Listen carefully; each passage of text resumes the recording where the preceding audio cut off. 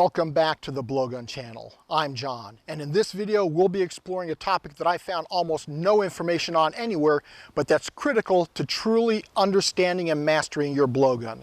Blowgun hunting ballistics. I've hunted on 2 continents with a variety of low velocity weapons, including air guns, slingshots, and blowguns. I'm also a scientist by occupation, so that's the background that I bring to the discussion as we look at this important topic together.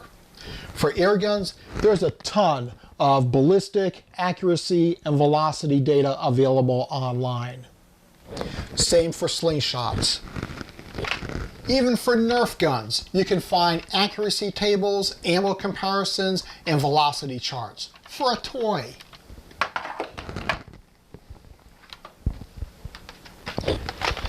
Yet, for a weapon that professional hunters are using to take down big game, there's almost no ballistic data available anywhere. The purpose of this video is to fill that gap and provide you with the first serious look at blowgun ballistics and provide you with the data you need to fully understand your blowgun and evaluate its capabilities and its limitations. Sun Tzu, the great Chinese general, declared in his classic military textbook, The Art of War, "If you know yourself and you know your enemy, you will always be victorious." Knowing yourself involves not only understanding your own capabilities, but also knowing the capabilities and the limitations of your weapons.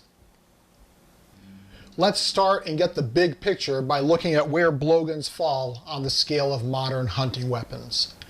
A centerfire rifle can shoot a bullet at about 2,900 feet per second. A .22 long rifle rimfire shoots about 1,400 feet per second. A modern Magnum air rifle can shoot a pellet at about 1,000 feet per second. A compound bow using carbon shafts can shoot 350 feet per second. And a slingshot can shoot about 250 feet per second.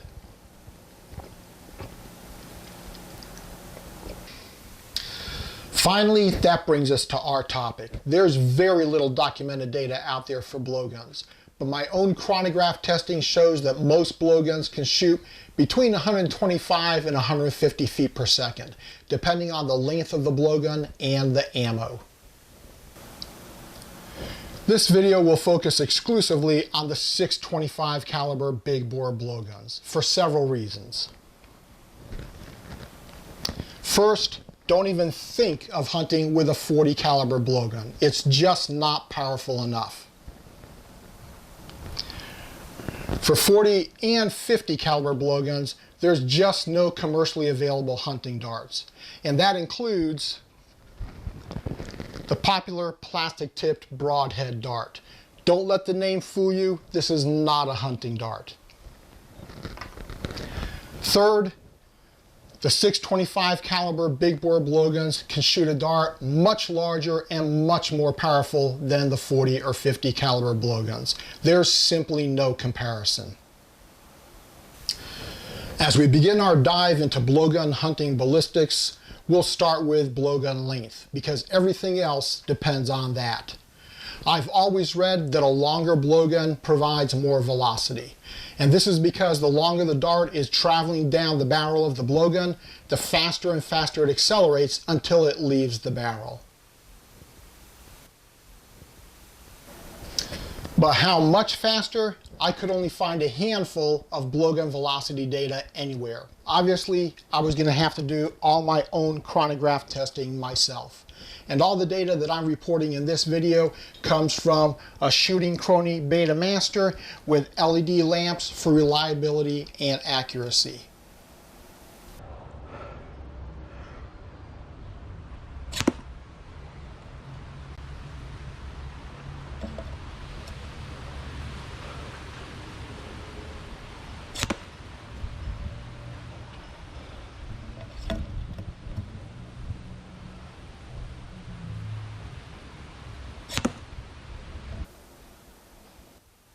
I used the mini broadhead dart for all of my baseline velocity testing. It's probably the standard big bore dart, and it also happens to be a middleweight among the other Cold Steel dart offerings. Using this dart, I got an average velocity of 116 feet per second using my 4-foot Cold Steel big bore Magnum.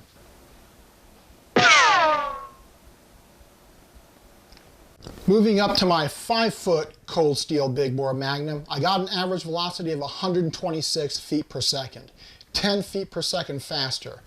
This may not seem like much, but considering the low velocity we're already starting from, it does provide the hunter with a significant advantage.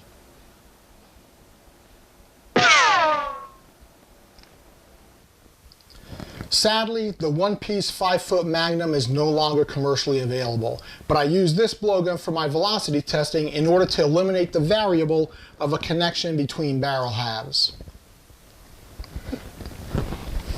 I did that because a number of users of the 5-foot 2-piece blowguns have reported accuracy issues compared to the 4-foot 1-piece blowguns.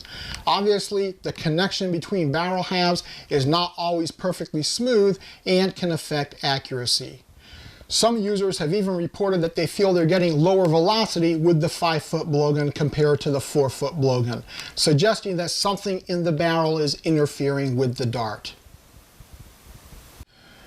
From this point forward, I had to make custom blowguns from stock 625 caliber tubing. I started with an 8-foot piece and cut it down 1 foot at a time. We'll continue with my custom 6-foot Blue Lightning. With this blowgun, I got an average velocity of 132 feet per second, 6 feet per second faster than my 5-foot blowgun.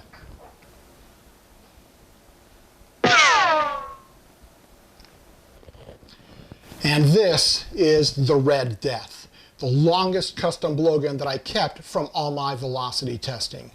With this 7-foot blowgun, I got an average velocity of 135 feet per second, only 3 feet per second faster than my 6-foot Blue Lightning.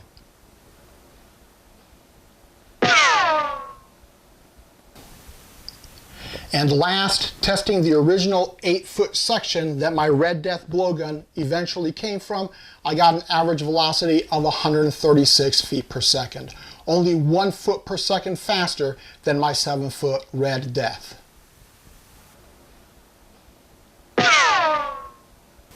Looking at the graph, you can see that the velocity increase gets flatter and flatter as you approach 8 feet, at which point you're getting almost no velocity increase at all. This graph is very informative, but so is the data table from all my velocity testing. Looking at the velocity increase from one blowgun length to the next, you can see that the velocity increase tapers off consistently as a blowgun gets longer and longer, until there's basically no practical difference between a 7-foot and 8-foot blowgun. You can see that there's only a total increase of 20 feet per second, or 17%, from doubling your blowgun length from 4 feet to 8 feet. If you have the Cold Steel 2-foot blowgun extension, you can see that theoretically you can get a 16 foot per second increase from a 4-foot blowgun, or a 9 foot per second increase from a 5-foot blowgun. But keep in mind that that assumes a perfect connection with no uneven edges inside the blowgun to catch your dart and slow it down. Also keep in mind that any shifting of the extension on the end of your blowgun will change your point of impact. If you want a longer blowgun, I really recommend that you go to the trouble of tracking down a longer 625 caliber aluminum tube. I have to say that having read for years that a longer blowgun will give you faster velocity, I was incredibly disappointed to find out how small that velocity increase actually was. Definitely, a 5-foot blowgun will give you a significant advantage over a 4-foot blowgun, and a 6-foot blowgun will give you an advantage over a 5-foot blowgun. Beyond 6 feet, the velocity increase with a 7-foot or even an 8-foot blowgun is marginal. While the Red Death is my longest and most powerful blowgun at 7 feet, I use that one only in the backyard for practice and hunting. This is not a blowgun to travel with, making the 6-foot Blue Lightning the longest practical blowgun in my arsenal. So that's how blowgun length affects velocity. As we wrap up talking about these longer blowguns, there's one more factor to be aware of. These are not called big bore blowguns for nothing, and female and youth shooters may not have the lung capacity to forcefully push a dart all the way to the end of a 5-foot blowgun. For female and youth shooters, I recommend sticking with the shorter 4-foot big bores. As I mentioned, I use the standard mini broadhead dart for all the baseline velocity testing we've just been discussing. Now we'll take a look at each of the other cold steel darts and see how they perform. Again, I use the one-piece 5-foot Magnum blowgun in order to eliminate the variable of a barrel connector.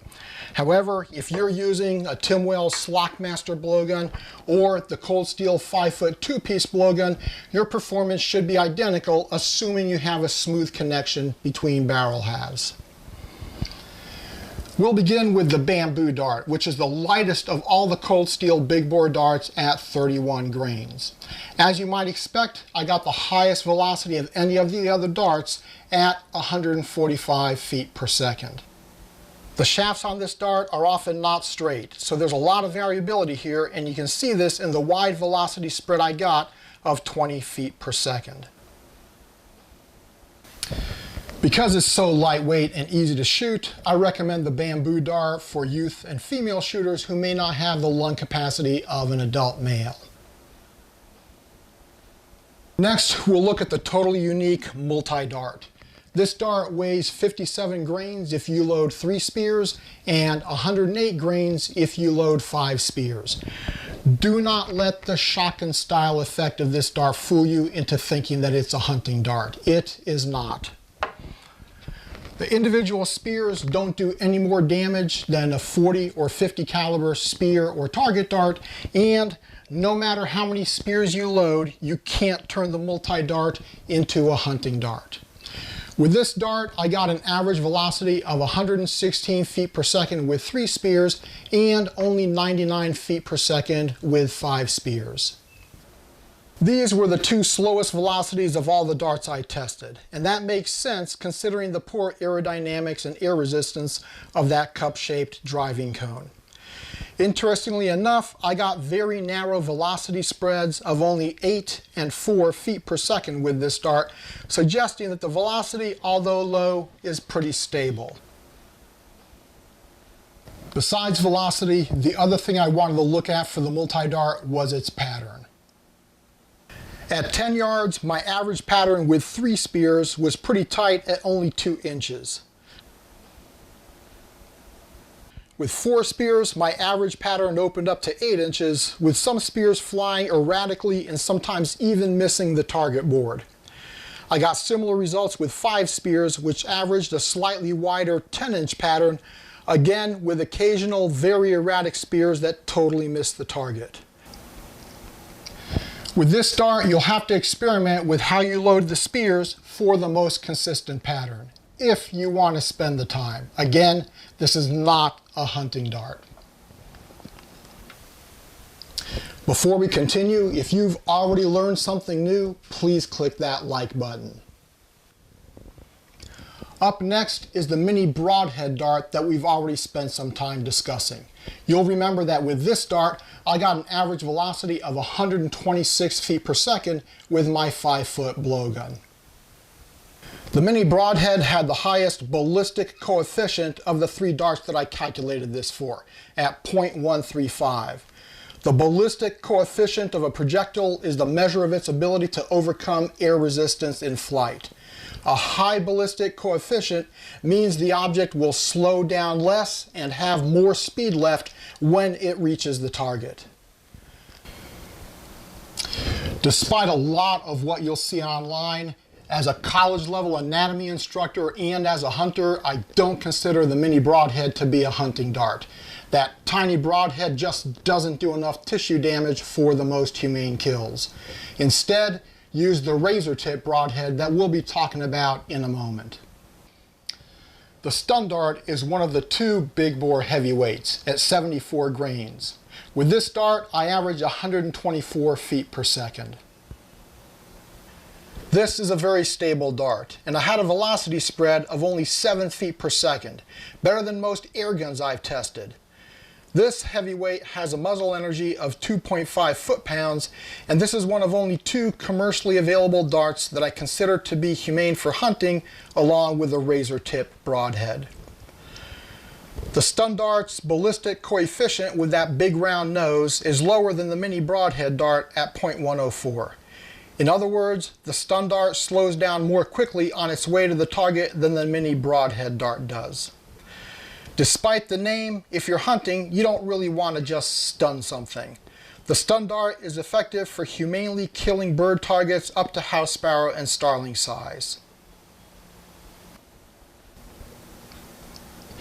This brings us to the best available blowgun hunting dart, the razor tip broadhead.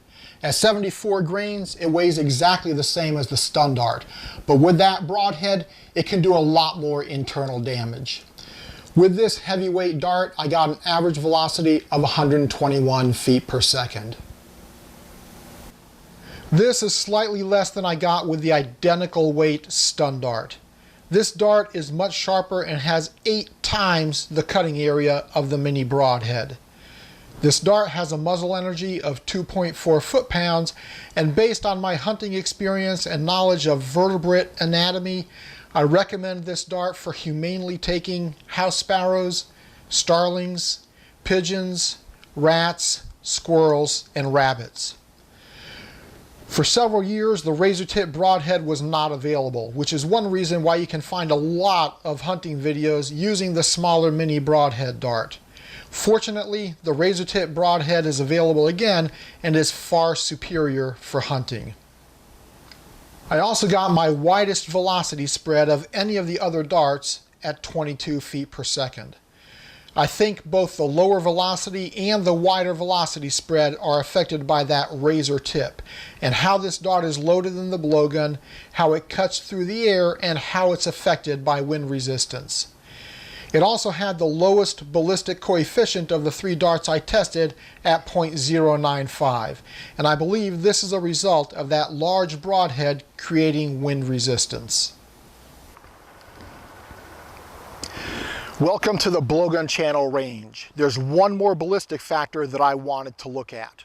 We've just been talking about muzzle velocities, but blowguns fall so low on the velocity totem pole that I was concerned with how much terminal velocity a dart still retains when it reaches its target 10 yards away. In order to check this, I tested selected darts at 5 and 10 yards to see what the velocity drop-off is over range. So, shields up, Captain. Let's do some range velocity testing and see what we get.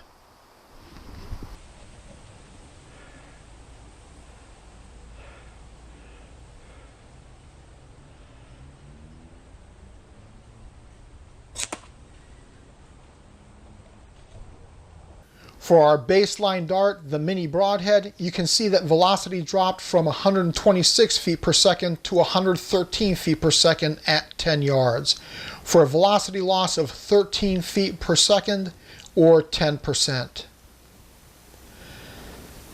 The stun dart dropped from 124 feet per second to 108 feet per second at 10 yards, a loss of 16 feet per second or 13%.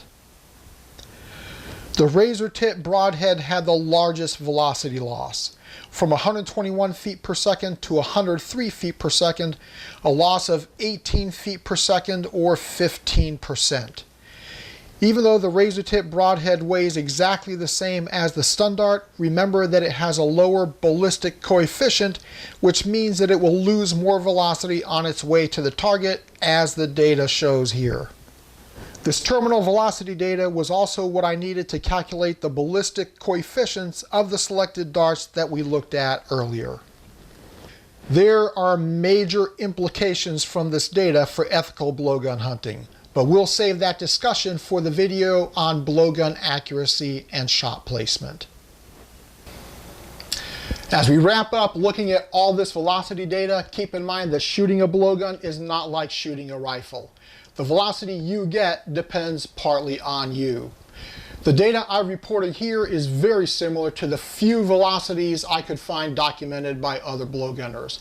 But between one individual and the next, there will be variation in lung capacity, blowing technique, abdominal strength, and other factors. Also keep in mind that you can blow harder for more velocity, but it won't make a difference if you're still not blowing with enough control to hit your target. And there you have it, the first in-depth look at blowgun ballistics. I hope that you found this information helpful as you know yourself better by knowing your blowgun better. If you haven't seen it already, watch the very informative Blowgun Basics video next. And please subscribe if you're interested in my upcoming videos on blowgun accuracy, cold steel blowguns total review, blowgun sights, and blowing techniques.